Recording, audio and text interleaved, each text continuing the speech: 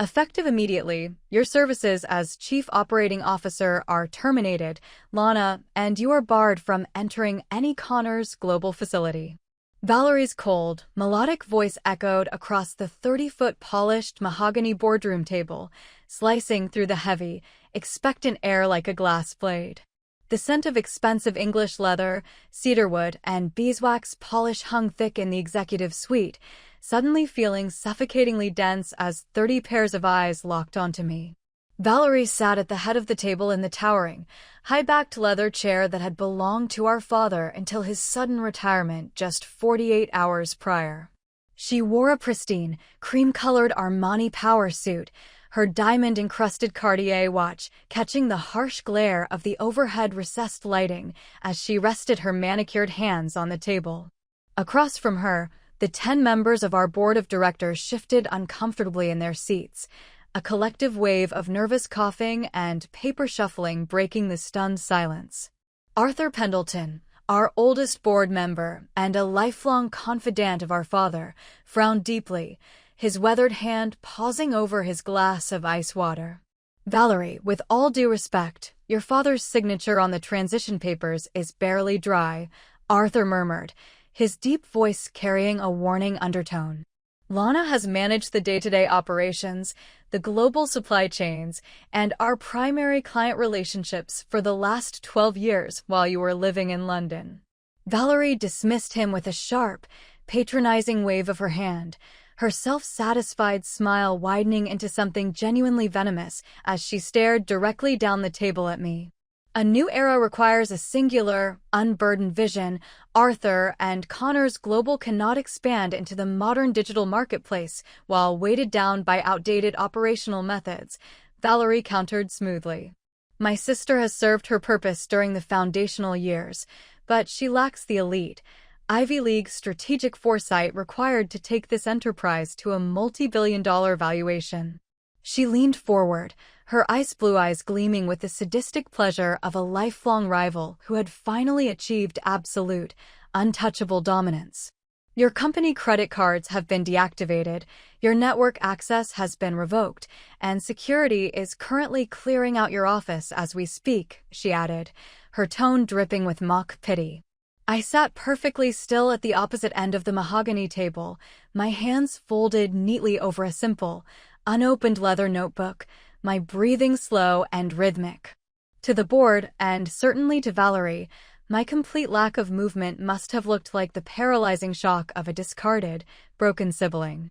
Valerie's smile grew even more intolerable, her chest swelling with the supreme, reckless confidence of a tyrant who believed she had executed a flawless, surgical corporate coup.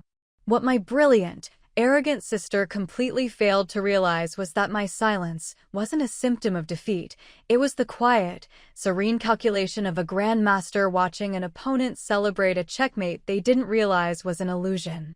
For over a decade, while Valerie attended high society galas, collected vanity degrees, and treated our family name as an unlimited credit card, I was the one working 18-hour days. I was the one who woke up at 3 in the morning to coordinate with our shipping hubs in Rotterdam, Singapore, and Los Angeles, ensuring our massive manufacturing clients never missed a single deadline. Our father, blinded by Valerie's polished charm and her prestigious London School of Economics degree, had always intended for his golden child to inherit the crown, regardless of who actually built the kingdom. I had seen this day coming from a mile away, predicting the exact trajectory of Valerie's corporate greed and our father's deep-seated favoritism nearly 5 years ago. Instead of fighting the inevitable or begging for an inheritance that would never be fairly divided, I had quietly, meticulously constructed a financial and legal fortress of my own. Under the completely unassumed, anonymous entity known as Meridian Operations LLC, a private corporation registered in Delaware, I had slowly woven an invisible web around the entirety of Connors Global. Valerie genuinely believed that Connors Global owned the exclusive, long-term distribution rights and master service agreements for our top 3 international retail manufacturing clients. Those 3 clients alone represented a staggering 84% of our company's annual recurring revenue, the absolute lifeblood that kept our massive fleet of cargo ships moving. What Valerie's expensive attorneys had failed to uncover during their superficial due diligence was a highly specific, ironclad clause embedded deep within the original master contracts. 12 years ago, when those international conglomerates were nothing more than struggling mid-sized businesses, they had refused to sign agreements with our father's volatile, debt-ridden firm. To secure their business and save Connors Global from an early bankruptcy, I had personally guaranteed the performance metrics, legally routing the contracts through my newly formed private LLC. The master service agreements stated explicitly that the international distribution rights were granted exclusively to Meridian Operations LLC, which then subcontracted the physical logistics to Connors Global. In simpler terms, Connors Global did not own the clients, they merely rented them from me, acting as the physical labor force for a network of contracts that belonged entirely to my private entity. Furthermore, the subcontracting agreements contained a mandatory, immediate termination clause in the event of a fundamental change in senior leadership that resulted in my removal from operational oversight. By firing me in front of the board of directors to satisfy her petty, childhood ego, Valerie had unwittingly triggered a financial self-destruct sequence that would tear the family empire apart by sunset. I slowly picked up my Montblanc pen, sliding it neatly into the inner pocket of my tailored blazer, before standing up with a grace that caught the board members entirely off guard. "Thank you for your clarity, Valerie," I said, my voice smooth, steady, and entirely devoid of the trembling emotion she had so desperately craved to see. "I will save your security team the trouble of an escort. My personal items were already transferred to my vehicle over the weekend in anticipation of your unique leadership style." Valerie chuckled, a sharp, mocking sound that echoed off the glass walls of the executive room as she leaned back in her inherited throne. "Always so clinical, Lana. No wonder Father never believed you had the passion to truly lead this family into the future," she sneered, adjusting a stack of corporate slide decks. "Please leave your building pass on the table on your way out. We have a real corporate strategy to discuss, and your presence is officially a distraction." I placed my plastic security badge quietly on the polished wood, offering a warm, lingering nod to Arthur Pendleton, whose eyes were filled with a deep, brewing concern. "Good luck to you all," I whispered softly to the room, turning on my heel and walking out of the boardroom, the heavy double doors clicking shut behind me with a definitive, satisfying thud. The walk through the executive floor was eerily peaceful, the cold fluorescent lights illuminating the faces of lower-level managers who looked away in terrified silence as I passed their cubicles. I took the private elevator down to the underground parking garage, stepping into my car and starting the engine as a profound, clean sense of freedom washed over my entire body. I drove exactly 3 blocks away, pulling into the quiet, tree-lined parking lot of a local coffee shop before turning off the ignition and reaching for my personal, encrypted smartphone. The digital clock on my dashboard read exactly 10:14 a.m., meaning Valerie had been the official chief executive officer for less than 20 minutes. My first call was to David Vance, the global head of procurement for Target Corp International, our largest single client, responsible for nearly 40% of our entire shipping volume. David answered on the second ring, his booming, cheerful voice instantly filling the quiet cabin of my car. "Lana, I was just reading the press release about your father's retirement. Congratulations to the family."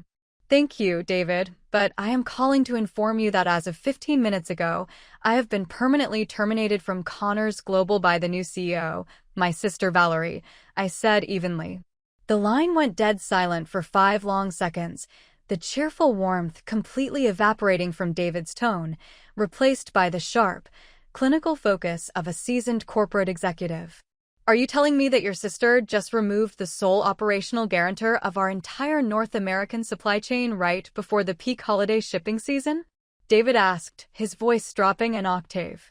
"Yes, David, that is exactly what has occurred," I replied, leaning my head back against the leather seat. "And per Section 9 of our Master Service Agreement, My termination constitutes a material breach of the subcontracting framework. Understood, David snapped, the sound of keyboard keys clicking rapidly in the background.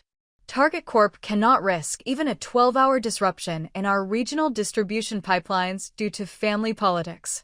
I am officially executing our immediate termination clause with Connors Global, and I expect Meridian Operations to transition our freight lanes to your new independent carrier network by tomorrow morning. We will have the legal notices in your sister's inbox within the hour. Lana, we stand with you, not the family name. Before I could even hang up the phone, a second incoming call flashed across my screen from Hiroshi Tanaka, the Executive Director of Logistics for Maritime Manufacturing across the Pacific. Hiroshi was a man of immense tradition and honor who had spent a decade building a deep, personal relationship of trust with me, completely ignoring my father and sister during his visits to the States. Lana-san, Hiroshi began, his English precise and laced with an immediate, deep gravity. Our legal team has just received an automated corporate notification regarding your departure from the firm. This is an unacceptable disruption of our mutual trust, and our board will not allow our automotive components to be managed by an unproven executive with no operational history.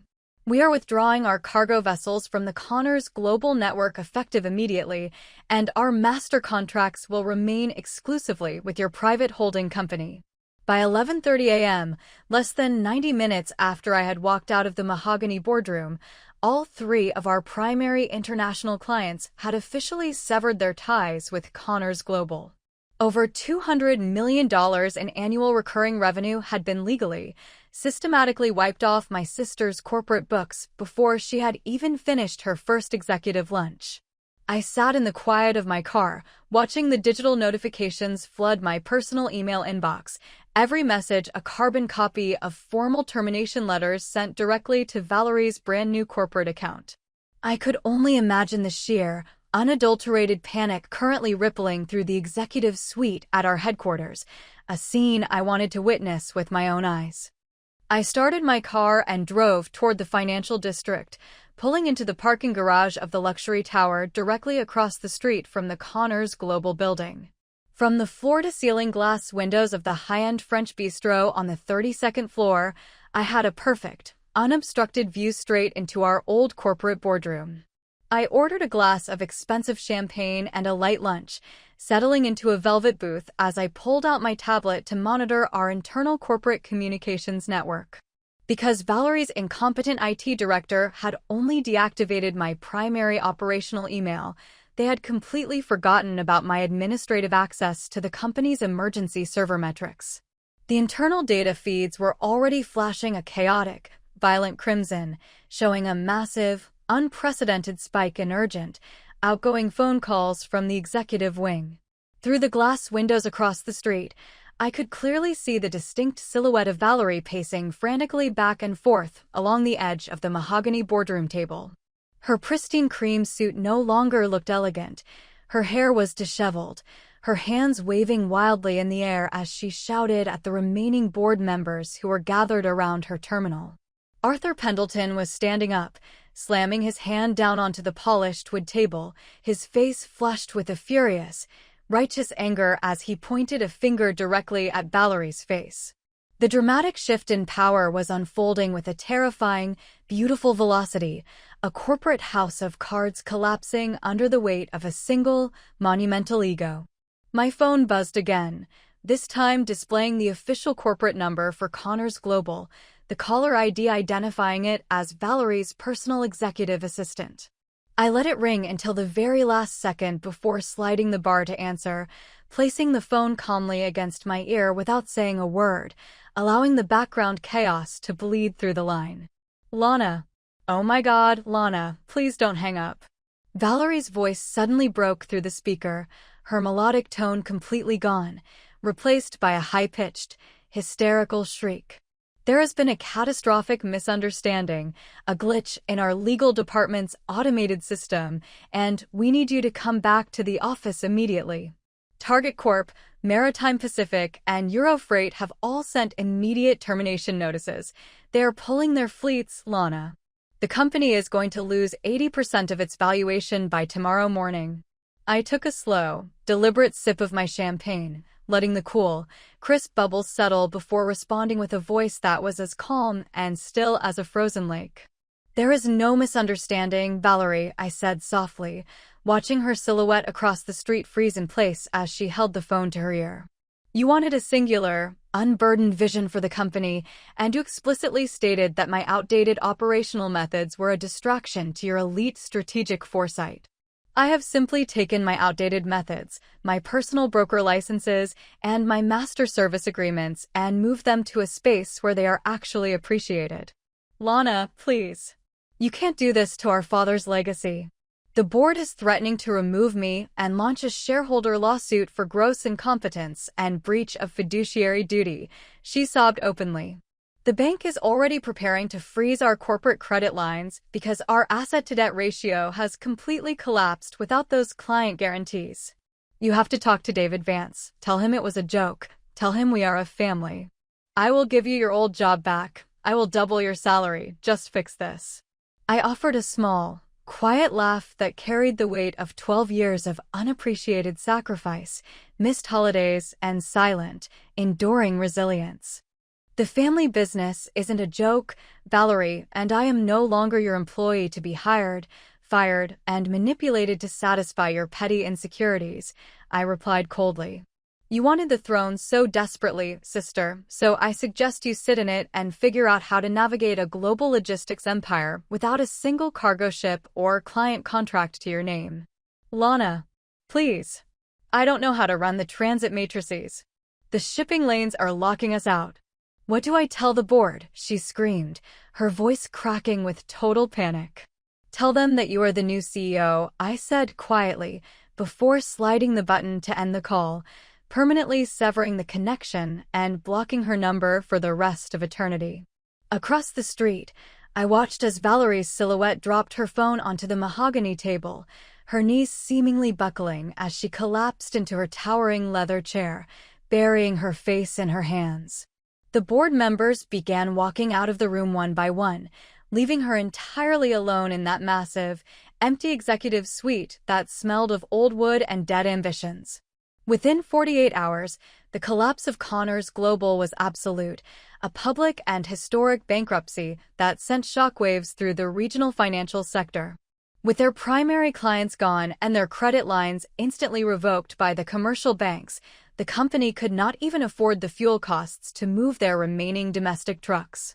The share price plummeted into the pennies, and our father, horrified by the immediate, total destruction of his life's work, was forced to sign over the remaining assets to a restructuring firm. Valerie was stripped of her CEO title in disgrace, her short, disastrous 20-minute reign becoming a legendary cautionary tale of corporate arrogance throughout the entire industry. 3 weeks later, utilizing the massive capital reserves and client advances secured through Meridian Operations LLC, I launched my new independent venture, Vanguard Logistics Group. We opened our new corporate headquarters in a beautiful, sunlit penthouse suite overlooking the harbor, a modern space filled with natural light, green plants, and a culture of mutual respect. On our opening morning, my entire original operational staff, over 40 managers and coordinators who had resigned from Connors Global the moment I left, walked through our doors with brilliant smiles. Arthur Pendleton was there too, having resigned from the old board to join my new enterprise as our senior strategic advisor, holding a glass of morning juice to toast our future. I stood by the floor-to-ceiling glass windows, watching our massive, newly chartered cargo ships slide effortlessly out of the harbor, their hulls cutting through the deep blue water with perfect precision. My phone buzzed with a brief, formal email from a bankruptcy attorney, informing me that the remaining physical assets, warehouses, and shipping docks of Connors Global were being auctioned off to pay their debts. I forwarded the email to my legal team with a simple, one-sentence instruction to purchase the entire infrastructure for pennies on the dollar, reclaiming the physical empire under my own name. I had honored my family's legacy not by allowing myself to be crushed by their toxic entitlement, but by having the brilliant, strategic foresight to know my own immense worth. I turned away from the window, walking back into the vibrant, laughing energy of my new conference room, ready to lead my team into a flawless, limitless, and completely triumphant future.